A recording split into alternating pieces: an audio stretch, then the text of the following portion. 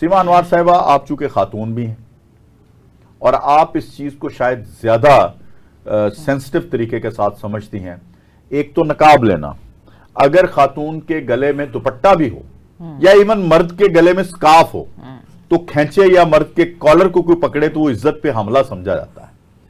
تو ایک خاتون کا نقاب اتارنا، اس پہ آپ کیا کہیں گی؟ بہت تشویش پائی جاتی ہے مسلمانوں میں. تھینک یو شمسی صاحب، آپ نے انوائٹ کیا. اچھا، یہ ہندوؤں کا ایک وتیرہ رہا ہے کہ یہ لوگ انتہائی گھٹیا لیول پر جا کر جو ہے وہ گھٹیا حرکتیں کرتے ہیں.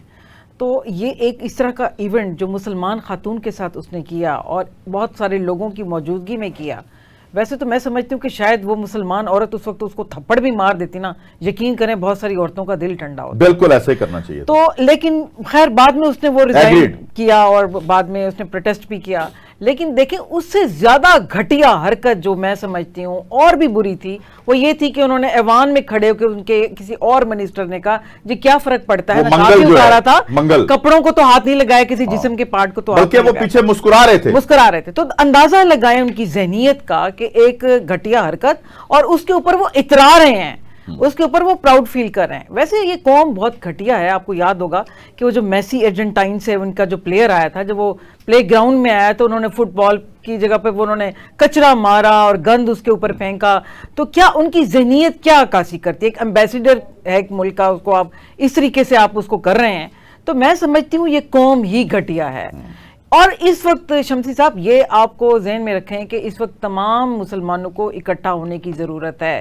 یہ بہت امپورٹنٹ ہے. جو کام بھٹو نے کیا تھا، مجھے تو اس کی میں تو چھوٹی تھی بٹ میں سمجھتی ہوں کہ اس وقت سیاست، کاش ہم اس وقت زندہ ہوتے، میں ہوتی موجود سیاست میں تو میں اس کو اپریشیٹ کر سکتی کہ دیکھیں اسلامک کنٹریز کو اس وقت اکٹھا کرنے کی ضرورت ہے.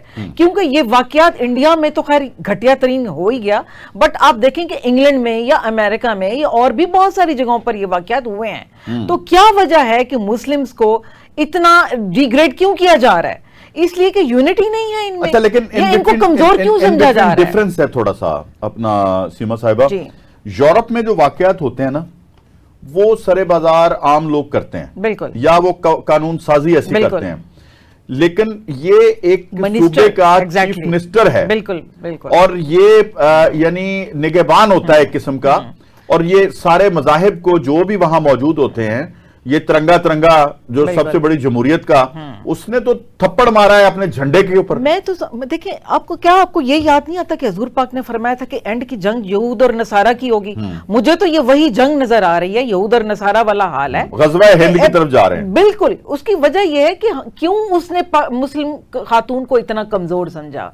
کیا وہ ہم مسلم اتنے کمزور ہیں کہ ہم ان کے آگے گڑ گڑائیں اور وہ ان کے آگے جو یہ ان کو یس باس کہیں اور وہ نقاب اتاریں یا ہمارے پیچھے جس طرح کی بھی گھٹیا حرکتیں کریں، ہم خاموش ہو جائیں؟ یہ شمسی صاحب انٹرنیشنل لیول پہ اس کے خلاف آواز اٹھانے کی ضرورت ہے. میں آپ کو بتاؤں یہ خالی مسلمز کا مسئلہ نہیں ہے، مسلم کنٹریز کا مسئلہ ہے. تو یہ اگر یہاں آپ خاموش ہو جاتے ہیں تو یہ ایک چیز بڑھتی جائے گی اور ہو سکتا ہے کہ اس کا اختتام بہت برا ہو.